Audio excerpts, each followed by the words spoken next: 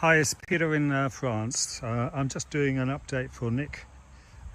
He's asked me to do a quick video, and I'm going to talk about what I'm going to be using to give me additional fuel for the trip. So I'm in France doing a practice ride for about 6 days. I've been down to Duras, stayed there for 3 or 4 days, and then now I'm riding back. This is the bike fully loaded, and as you can see, I've got quite a lot of stuff on there. I've got a full pannier on the left hand side, a much smaller one on the right because of the exhaust system, and then I've got my tent, luggage, and on top my sleep system, which is quite light, and then obviously the actual bike. I've got a water carrier on the front for just drinking, and then I've got my old mobile phone as a navigation, and a little pouch here which has my existing phone in and electrics, etc. But what I'm doing for fuel is that, well, let's just talk to you about how much I've just got out of my tank.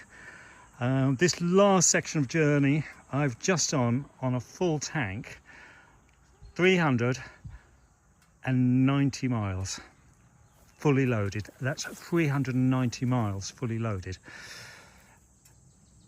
The way I did that was, yes, I am carrying spare fuel, but I haven't used any. So I'll show you the actual spare fuel that I'm carrying. And right down here, between the pannier and the wheel, I've clamped on a 1 litre Fuel Friend tank.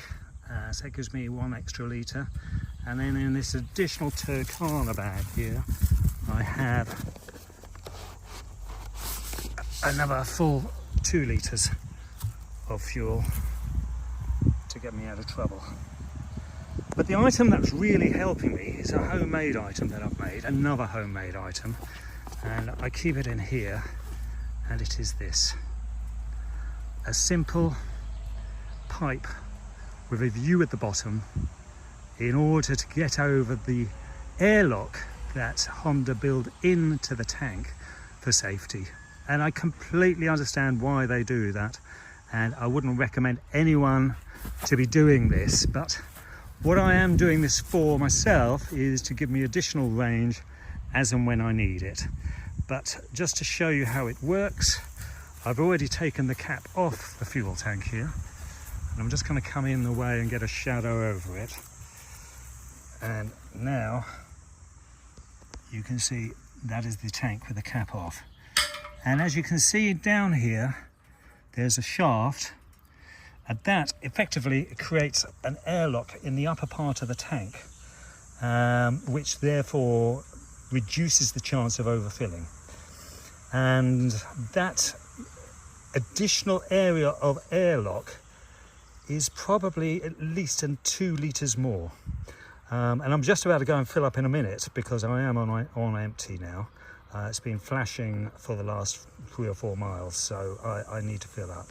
But effectively all I need to do is insert my tube into the tank like that, and then fill up alongside it with the tube held to the top, and this removes the airlock and allows me to fill to pretty much top up. And I'm going to go and fill up now, doing this to see what or how many litres I fill into this tank, bearing in mind the fuel light is now flashing. So we'll go and do that. But as I say, to anyone watching, this is not recommended, and I do know that if I was to go in the mountains, and the altitude could actually put or build up pressure on the fuel tank, and if it was full and I then removed the cap, we could have a little geyser going. So please don't do this. But as I say, once I'm in areas where I really know I need fuel over safety, i.e., I'm in a desert, I need to keep riding, and if I stop and run out of fuel, I will be in trouble. So I will need this method. Okay, I'll go and fill up now, and I'll do a quick video afterwards of how much I got into the tank.